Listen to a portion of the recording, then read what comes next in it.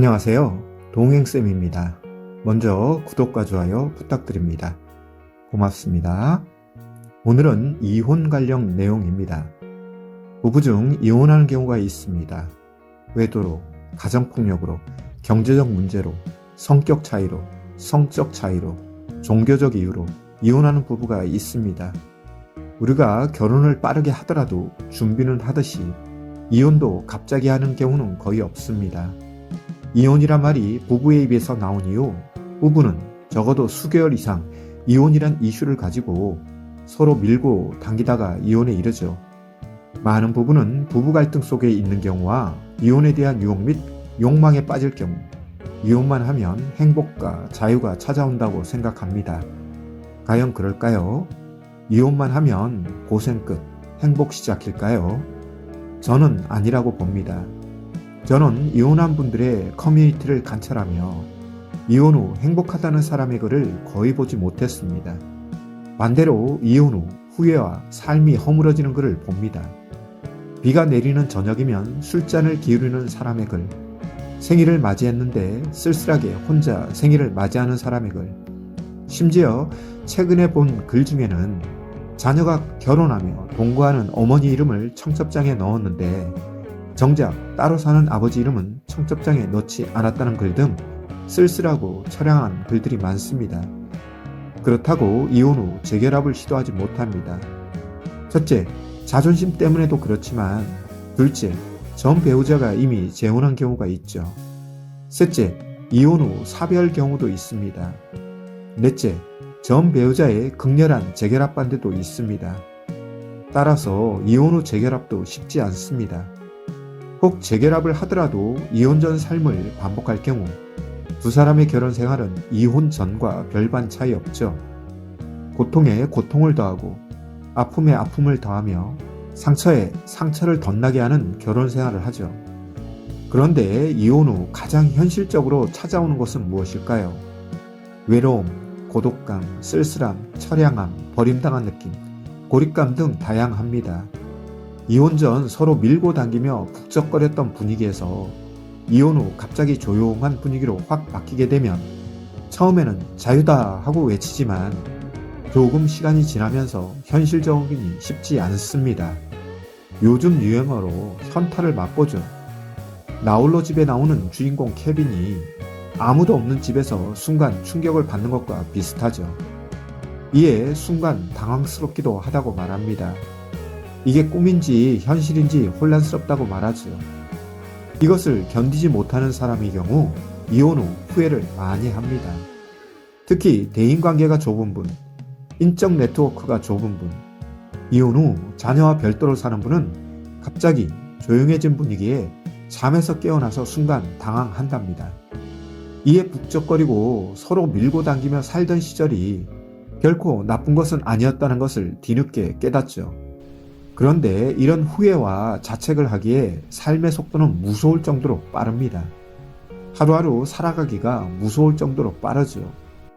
일과를 마치고 숙소로 돌아오면 아무도 없는 공간이 자신의 마음과 같다는 느낌이 들죠. 특히 평소 스트레스가 많고 감정 노동으로 인해 심리적 에너지가 소진될 때 외로움과 쓸쓸함이 몰려옵니다. 고립감과 버림당한 느낌이 다가옵니다. 아울러 대화 상대자가 없다는 것에 충격과 아픔이 새록새록 올라오죠. 그래서 어떤 분은 TV를 켜놓고 TV와 대화하는 사람도 있습니다. 술을 친구 삼아 술 친구와 살아가는 분도 있죠. 그렇다고 어떤 모임에 적극적으로 참여하기도 싫습니다. 돌싱이라 자유로울 것 같은데 돌싱이라 제약받는 부분도 있죠. 예를 들어 부부들이 모이는 또래 모임에서 언행을 조심해야 하고 이혼하게 된 것이 자신에게 흠결이 있는 것처럼 바라보는 시선 때문에 이혼 전 가졌던 친구 관계, 또래 관계를 줄이기도 하죠. 그렇다고 자녀들과 활발하게 만나는 것도 아닙니다. 전 배우자가 자녀들을 양육할 경우 면접 교섭권을 제대로 행사하지 못하게 하거나 자녀들 스스로 별도로 사는 아버지나 어머니와 거리두기를 하는 경우가 있죠. 이혼만 하면 행복은 시작, 자유는 가득할 것으로 생각하는데요. 정작 이혼 후 삶은 행복도 없고 자유도 없는 상황이 되죠. 오히려 더 부자유한 삶이 되는 것이죠. 삶의 무게가 부자유한 삶을 만들고 이혼 후 상황이 부자유한 삶을 만들죠. 이것을 원해서 이혼한 것은 아닌데요. 이혼 후 결과가 전혀 다른 방향으로 향하는 것이죠. 이에 제가 잔소리처럼 말씀드리는 것이 무엇이죠? 이혼하더라도 준비하고 하라는 것이죠. 무조건 부부 갈등에서 도망가면 끝이 아니라 이혼 후 삶도 존재하기 때문에 이혼도 준비해서 하라고 말씀드리는 것이죠. 특히 여성보다 남성의 경우 몇 가지 점에서 이혼 후 삶이 더 어려운데요. 첫째, 가사에 대한 적응력이 문제가 됩니다. 시장 보고 청소하고 음식을 해먹는 부분에서 문제가 생기죠.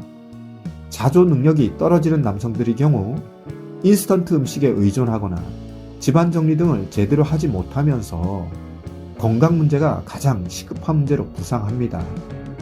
억만금을 가지고 있더라도 건강이 나빠지면 모든 것이 허사인데요. 이혼 후 육체적 건강뿐만 아니라 심리적 건강까지 나빠질 경우 모든 것을 잃는 인생 최악의 선택을 하는 것이죠. 둘째, 대인관계가 좁을 경우 은둔형 외톨이가 됩니다. 일반적으로 이혼 후 인간관계는 좁아집니다. 배우자와 관련된 인간관계가 일단 없어지죠. 자녀들과 관계도 없어지거나 약화합니다. 이런 환경에 놓이면 의기소침해지죠. 자존감과 자신감도 떨어집니다. 점점 사람과 만남을 회피하죠. 외로움과 고립감, 쓸쓸함과 고독감은 점점 늘어납니다.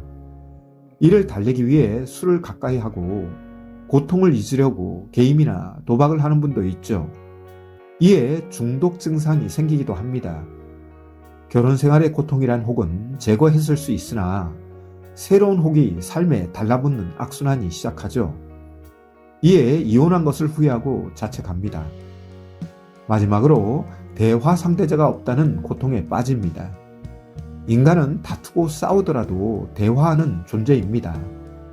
인간에게 가장 큰 고통은 대화할 상대자가 없는 것이죠. 인간은 혼자 살 수 있으나 대화 상대자가 없으면 너무나 고통스러워합니다. 이에 스스로 대화 상대자를 만들기도 합니다. 예를 들어 자연인으로 혼자 살더라도 키우는 애완동물과 대화하거나 주변에 있는 꽃과 나무를 대화 상대자로 만들죠. 이런 모습은 인간이란 존재가 대화하는 존재임을 증명하는 것이죠. 그런데 이혼 후 혼자 살면 다툼과 싸움의 상대자는 사라지지만 대화 상대자도 함께 사라지는 부작용이 생기죠. 대화 상대자가 없다는 것은 군중 속에 있더라도 혼자가 되는 것과 같습니다. 이혼 후 가장 큰 고통이 이런 고통이죠. 따라서 이혼을 생각하고 있다면 자신을 냉철하게 분석해 보아야 합니다.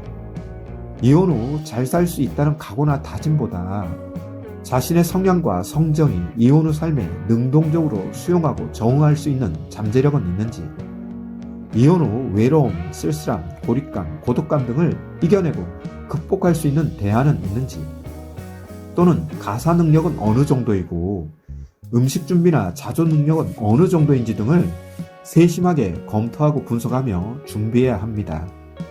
돈이 많다고 해서 이혼 후 삶은 편안하고 자유로울 것이라는 생각은 큰 착각입니다. 결혼도 현실이듯 이혼도 현실입니다.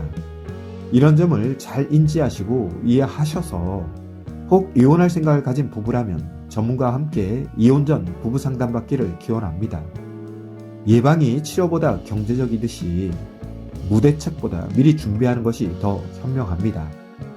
오늘 준비한 내용은 여기까지인데요.